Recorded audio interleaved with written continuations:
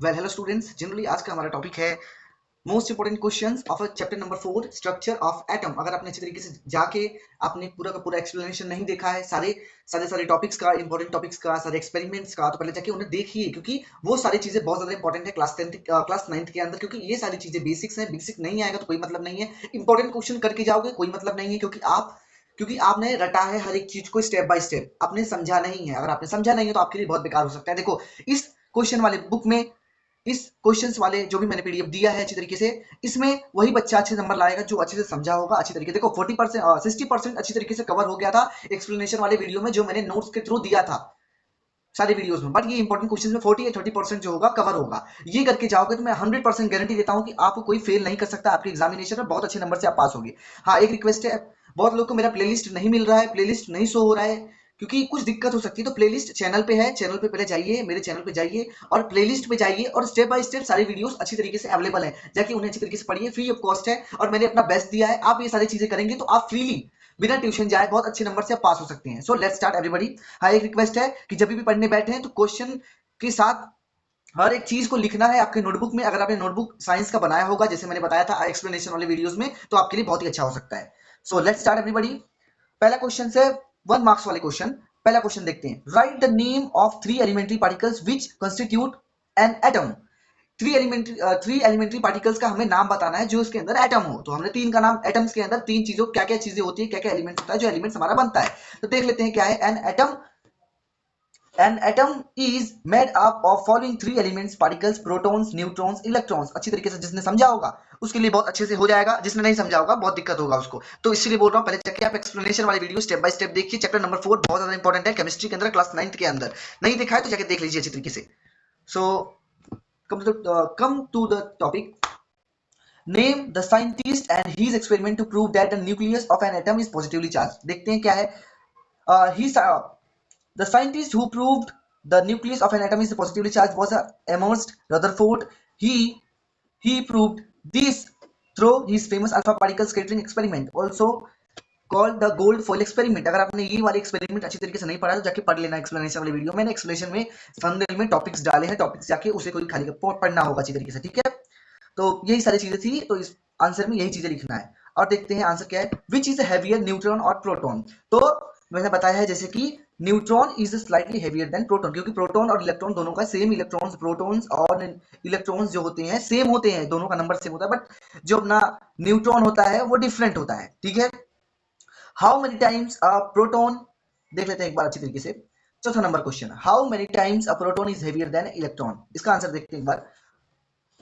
A proton is approximately 1836 times heavier than electron। ये exam में आ सकता है एक नंबर में एमसीक्यूज के अंदर, तो पढ़ लेना चाहिए तरीके से। What what was the model of an atom proposed by Thomson। Thomson ने कौन सा मॉडल प्रपोज किया था? तो the model of an atom proposed by J J Thomson is known as a plum pudding model. Plum pudding model इसको ही कहते हैं, ठीक है। According to this model the atom is sphere of positive charge. देखो मैं pencil से नहीं करूंगा, थोड़ा देख लेना, क्योंकि अगर पेंसिल से करूंगा तो आप अच्छी तरीके से लिख नहीं पाओगे। समझने के लिए थोड़ा समझ लेना, ठीक है। Atom is sphere of positive charge बीच negative charge electrons are embedded like raisins in a pudding. ठीक है, इसका मतलब यही था कि प्लम पुडिंग मॉडल में यही था। रेजिन का मतलब होता है किशमिश। जैसे कोई हमारी पुडिंग एक मिठाई होती है, पहले के जमाने में जे जे थॉमसन के टाइम पे एक पुडिंग होता है, पुडिंग के अंदर जो रेजिन्स, रेजिन्स मतलब किशमिश, किशमिश जैसे होते हैं, वैसे ही एटम्स के अंदर इलेक्ट्रॉन्स, प्रोटॉन्स, ये सारी चीजें, नेगेटिव चार्ज जो है, नेगेटिव चार्ज वो उसमें रहती हैं, ठीक है। How many electrons at the maximum can be present in first shell. तो 2 है इसका आंसर। इसका आंसर मैंने नहीं लिखा है, सॉरी माफ करना। तो इसका आंसर है अपना, आंसर है 2, के शेल, के शेल, ठीक है। इसमें लिखना है आपको in the maximum can be present in the first shell is K, K shell लिखो, के शेल इन 2 इलेक्ट्रॉन्स आ सकते हैं के शेल के अंदर, ठीक है। इसमें सॉरी नहीं लिखा मैंने, माफ करना, थोड़ा मिस्टेक हो गया होगा टाइपिंग में, तो मैं भूल गया, सॉरी। हाँ, what type of charge is present on the nucleus of an atom. तो कौन सा चार्ज प्रेजेंट होता है एटम के अंदर? तो nucleus of an atom carries a positive charge, positive charge रहता है उसके एटम्स के अंदर, ठीक है। न्यूक्लियस के अंदर देखो जनरली क्या होता है, इसमें पूछा गया what type of charge is present in nucleus of an atom. तो एक बार एक्सप्लेन अच्छी तरीके से करता हूं। देखो, न्यूक्लियस के अंदर 2 चीजें होती हैं। मान लीजिए न्यूक्लियस है अपना, तो एक प्रोटॉन होता है और एक न्यूट्रॉन होता है। न्यूट्रॉन तो जीरो होता है, बचा क्या? प्रोटॉन। प्रोटॉन बचा हमारा, तो प्रोटॉन हमने लिखा है, न्यूट्रॉन को नहीं लिखा है। अगर पूछा जाता कि न्यूक्लियस में क्या क्या चीजें प्रेजेंट रहती, तो प्रोटॉन्स एंड न्यूट्रॉन्स लिख देते हम, ठीक है। लेकिन प्रोटॉन्स और न्यूट्रॉन्स चार्ज पूछा है, तो खाली प्रोटॉन के पास चार्ज रहता है, न्यूट्रॉन के पास तो न्यूट्रल रहता है, सिंपल सी बात है, ठीक है। Give the number of protons in, ये निकालना मैंने अच्छी तरीके से आपको सिखाया था आइसोटॉप्स एंड आइसोबार्स में, and atomic numbers and mass number and atomic atomic number में भी अच्छी तरीके से समझाया था। अगर आपने नहीं समझा तो पहले जाके उसे समझिए, ये नहीं कि यहीं से हम लोग छाप के जाए, रट के जाए और अच्छी तरीके से छाप दें, गलत बात। अगर आप ऐसा करोगे तो हो सकता है, देखो माफ करना, बुरा लगेगा आपको, अगर आपने अच्छे से नहीं पढ़ा है तो वो पढ़ाई कोई मतलब नहीं होता है, जब आप पढ़ने जाओगे भूल जाओगे या फिर याद ही नहीं रहेगा। ये मेरी बात आप गार्ड बांध के रख लीजिए, ठीक है। तो वीडियो को जल्दी जल्दी खत्म करते हैं, क्योंकि टाइम बिल्कुल नहीं है हमारे पास, क्योंकि हमें जल्दी जल्दी सिलेबस खत्म करना है। और मैं आपको ये बता देता हूँ कि बायोलॉजी अब मैं नेक्स्ट वीडियो से स्टार्ट करूंगा, तो जितना हो सके यार शेयर करना, लाइक करना है, सब्सक्राइब करना, प्लीज यार दोस्तों को शेयर करना। मेरे वीडियो पे व्यूज बहुत कम आ रहे हैं, माफ कीजिए दोस्त, लेकिन अगर स्टूडेंट हो तो स्टूडेंट, दोस्त तो दोस्त, प्लीज यार हो सके तो शेयर करना, लाइक करना है, सब्सक्राइब करना। अगर आप मेरी सारी वीडियोस को अगर अच्छे रिस्पॉन्स दोगे तो मैं कोशिश करूंगा कि साइंस तो हो गया है आपका, मैथ भी कवर करूंगा, सोशल साइंस भी कवर करूंगा, तो मैं ये कह सकता हूं कि आप क्लास 9 के अंदर बिना ट्यूशन जाए अच्छे नंबर से स्कोर कर सकते हैं, ये मेरी गारंटी है। बस आपको बैठना होगा, अपना टाइम देना होगा, बस यही चीजें आपको देनी है, बाकी सब मैं दूंगा। बस यही, माफ करना थोड़ा वीडियो लॉन्ग हो गया, माफ कीजिए, ठीक है। कम पॉइंट पे आते हैं हम लोग। तो यही क्वेश्चन था, give the number of protons. इसमें प्रोटॉन्स कितने हैं, तो जिसने पढ़ा होगा उसको पता होगा। प्रोटॉन्स, प्रोटॉन्स किसे कहते हैं, एटॉमिक नंबर को, एटॉमिक नंबर्स को प्रोटॉन, तो एटॉमिक नंबर नीचे होता है और मास नंबर ऊपर होता है, तो एटॉमिक नंबर नीचे नहीं 17, सिंपल सी बात। व्हाट आर आइसोबार्स, आइसोबार्स किसे कहते हैं देख लेते हैं एक बार अच्छी तरीके से।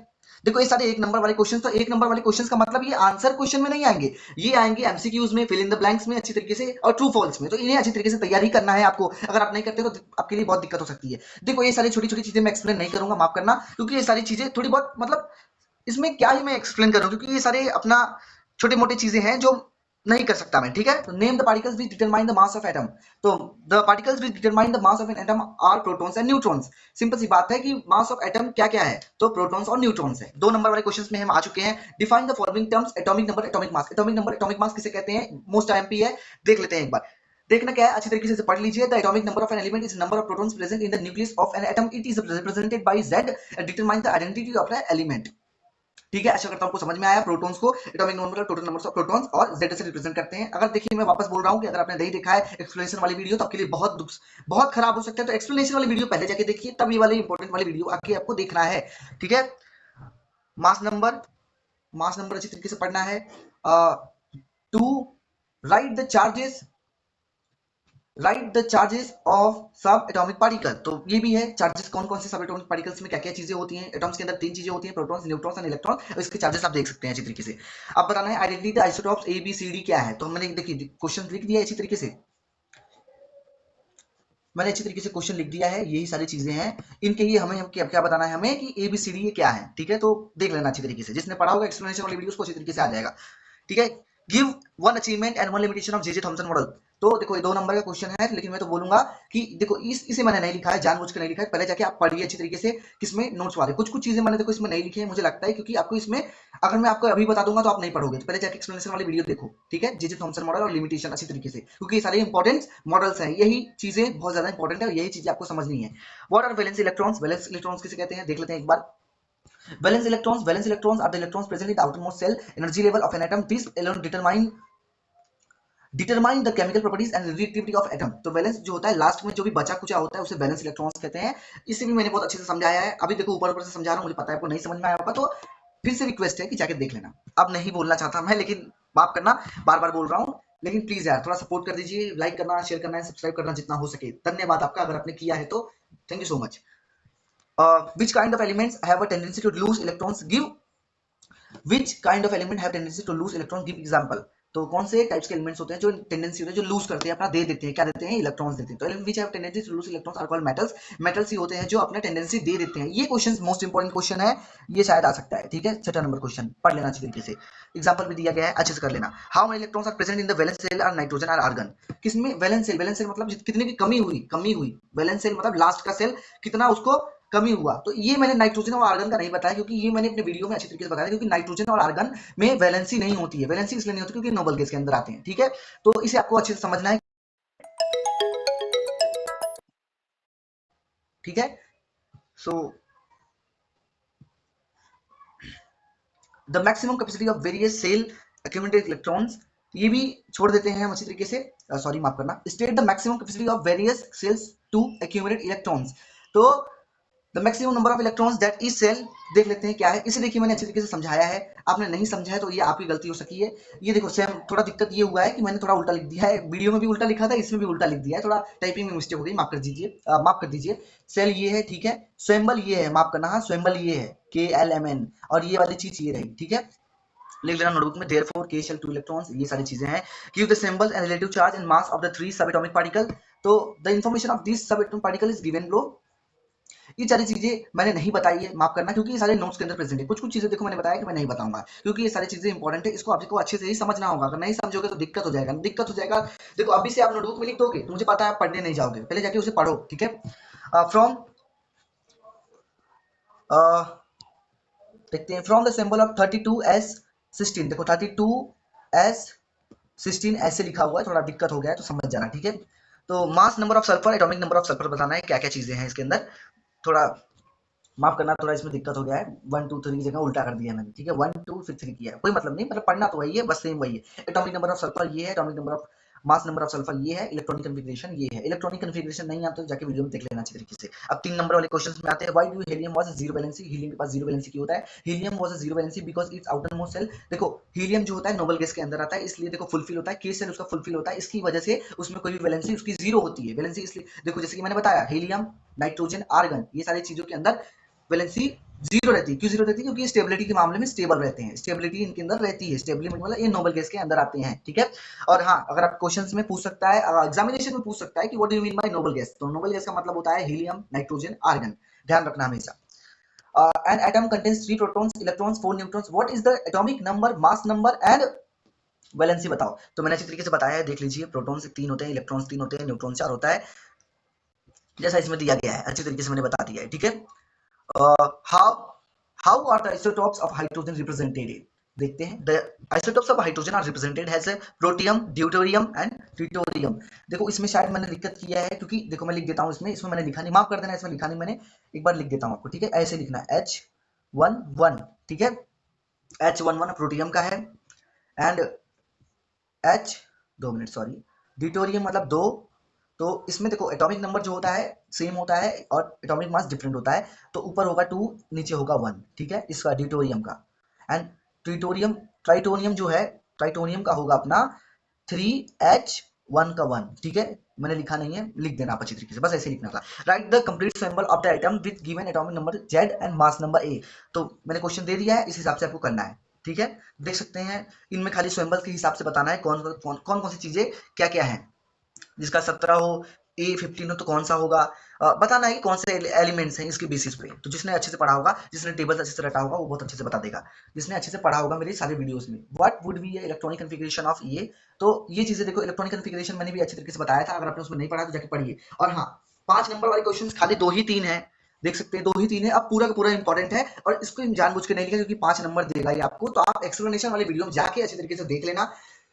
देखो बार बार ये बोल रहा हूँ कि एक्सप्लेनेशन वाली वीडियो देखना, ये नहीं कि मेरा फायदा हो रहा है, आपका फायदा हो रहा है। कि बहुत बच्चे सोचते हैं शॉर्टकट अपना लेते हैं, तो शॉर्टकट से मतलब इंपॉर्टेंट क्वेश्चन डायरेक्ट कर लेते हैं, हमारा हो गया, नहीं। जाके अच्छे से एक्सप्लेनेशन वाली वीडियो देखना, लाइक करना, शेयर करना, सब्सक्राइब करना। कोई भी डाउट हो तो कमेंट सेक्शन में पूछ सकते हो आप, आपका ही ये यूट्यूब है, फ्री ऑफ कॉस्ट है।